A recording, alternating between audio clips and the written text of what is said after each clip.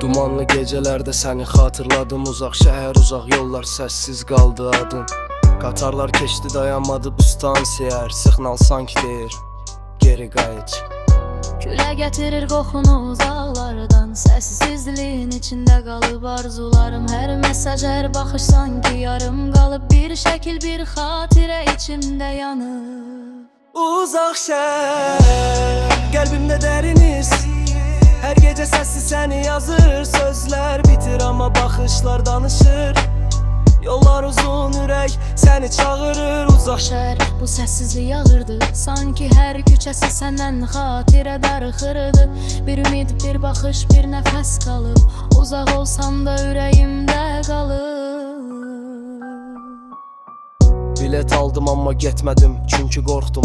Orada seni görüb yenə susmaqdan qorxdum. Bu şəhərin ışıqları sönür bir-bir. Adını çəkəndə yanır sanki hər sir. Telefonun səsi sustu çoxdan. Hər bildiriş sanki səndən gələn mesaj. Mən yazmıram amma gözləyirəm yenə. Çünki sevmək bəzən olur səssiz dili. Bu rap mənim məktubum, göndərmədiyim. Sözlərimdə gizlənib qayıtma ümidim. Uzaq şəhər, səssiz küçələr ağlar. Hər addımda səni xatırladar yağışlar. Uzaq şəhər, səni unutmaq çətin. Bu ritmlərdə gizlənib sevgimin səsi. Edəm klan ritmi hər yerdə. Uzaq şəhər, uzaq amma mənim ürəyimdə eyni yerdə qalan sevgilim. Uzaq şəhər, il gətirir qoxunu uzaqlardan. Səssizliyin içində qalıb arzularım. Mesaj, hər baxış sanki yarım qalıb. Bir şəkil, bir xatirə içimdə yanıb.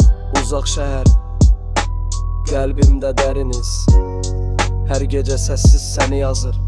Sözlər bitir amma baxışlar danışır. Uzaq şəhər, Səni unutmaq çətin.